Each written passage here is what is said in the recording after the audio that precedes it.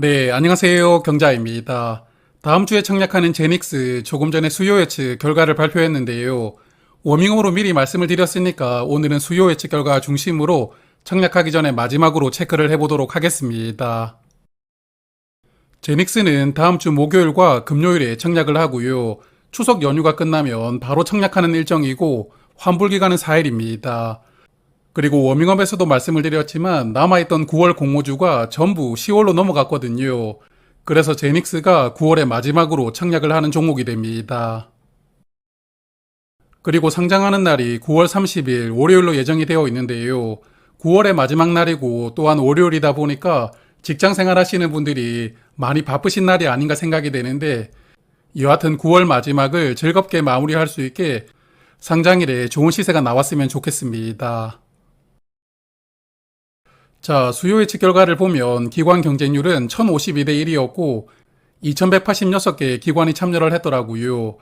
이번 주에 청약을 했었던 아이온 디바이스보다 기관 참여 수가 약간 줄어들었지만 그래도 2000개가 넘는 기관이 참여를 했으니까 수요 예측은 흥행을 했다고 판단합니다. 다만 아쉬운 부분이 의무 확약 비율인데요. 1.7%만 신청이 들어왔습니다.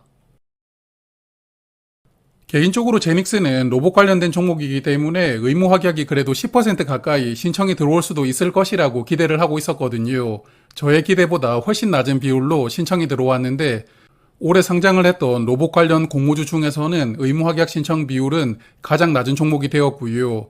그리고 KNR 시스템, 엔젤 로보틱스, 하이젠 RMM은 상장일에 공모가 2배 이상 시세를 보여주었지만 최근에 상장했던 PNS 미케닉스는 상장일에 50%를 넘기지 못하고 마감했거든요. 그러므로 제닉스도 로봇 관련 종목이긴 하지만 상장일에 공모가 2배 이상 시세를 보여준다고 무턱대고 기대하기는 조금 어렵다고 생각합니다. 그래도 상장일에 괜찮은 시세를 보여줄 가능성은 높다고 생각을 하는데 여하튼 이 부분은 잠시 후에 조금 더 말씀을 드려보겠습니다. 의무 확약을 세부적으로 보면 수량 기준으로 1.7% 신청이 들어왔고 건수 기준으로 1.6% 신청 들어왔거든요.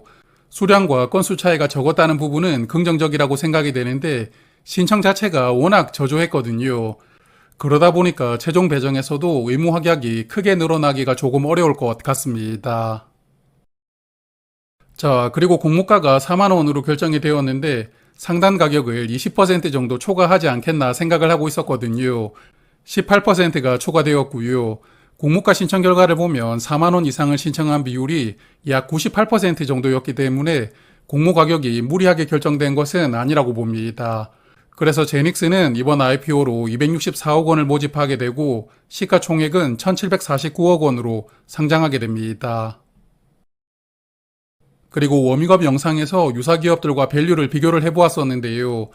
오늘 기준으로 다시 한 번 더 비교를 해봐야 되겠죠. 제닉스는 공모가가 4만원으로 결정이 되면서 PER 25.4배로 상장하게 되었는데요. 유사 기업 중에서는 로체 시스템즈보다는 밸류가 약간 높지만 그래도 현대모백스나 링크 제니시스보다는 낮은 밸류로 상장합니다. 그래서 공모 가격이 초과되지만 않았다면 밸류 측면에서도 확실하게 의미가 있었을 텐데 공모가가 초과되었으니까요. 밸류 측면에서 메리트는 많이 줄어들었다고 생각하지만 그래도 수요 예측 결과가 양호하게 나왔으니까요. 수급 측면으로도 상장일에 괜찮은 시세를 보여줄 것이라고 기대를 해봅니다. 자, 그러면 청약 정보를 간단하게 체크를 해보고 마무리를 해볼 텐데요. 총 66만 주를 모집하는데 우리 사주 조합에는 3% 비중으로 19,800주가 배정이 되었고요. 일반 투자자에게는 16만 5천 주가 배정이 되었습니다. 주관사는 두 곳인데요. 메인 주관사가 신영증권인데 신영증권으로 약 15만 주가 배정이 되어 있으니까 KB증권 경쟁률이 어떨지는 모르겠지만 그냥 신영증권으로 청약을 하시는 게 무난하다고 생각이 되고요. 일반 고객은 4천주까지 청약을 할 수가 있고 4천주를 청약하려면 증거금은 8천만 원이 필요합니다. 그리고 신영증권은 최소 신청 수량이 50주로 균등 청약만 참여하시더라도 100만 원이 필요하고요. 다만 KB증권은 10주만 청약하면 되니까 증거금은 20만 원만 필요합니다. 그리고 신영증권은 이체 수수료가 있고 또한 오픈뱅킹이 적용되지 않는다는 점도 균등 청약만 참여하시는 분들 참고하셔서 청약을 판단하시는 게 좋을 것 같고요. 그리고 청약수 수료는 신영증권은 2,000원이고 KB증권은 1,500원입니다. 그리고 상장일에는 128만 주가 유통될 수가 있고 전체 주식의 29% 물량이 유통될 수 있는 조건입니다. 그리고 공모가 기준으로 유통금액이 513억 원이니까요.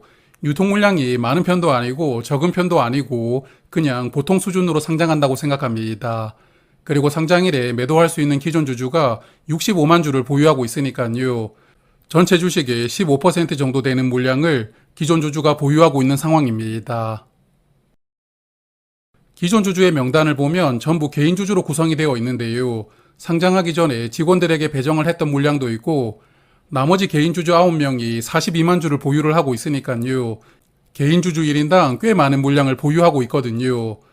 그러므로 기존 주주가 전부 개인 주주로 구성이 되어 있다는 점은 약간 리스크라고 생각이 되는데 여하튼 물량을 많이 가지고 있는 개인 주주분들이 물량을 잘 분산해서 정리를 해주고 상장일 흐름에 크게 영향을 주지 않기를 바라보고 싶습니다. 자, 그러면 정리를 해볼 텐데요. 이번 주에 상장했던 미래에셋 7호 스펙도 상장일에 주가가 3,000원 이상 넘어갔거든요. 그러므로 8월 말에 공모주 분위기는 아직까지 이어진다고 생각을 하는데 8월에 상장했던 종목들을 보면 수요 예측에서 기관 참여 수가 2,000개가 넘는 종목, 그리고 그렇지 못한 종목들의 성적이 극명하게 갈렸거든요. 그래서 이런 관점에서 보면 제닉스도 상장일에 괜찮은 수익을 줄 것이라고 기대를 하는데 일단은 아이언 디바이스가 먼저 상장을 하니까요.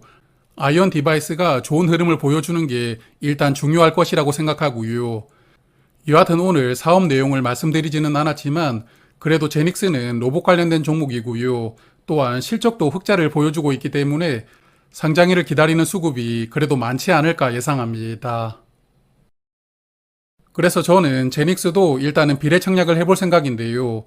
환불기간이 4일이라도 경쟁률이 꽤 높을 것 같거든요.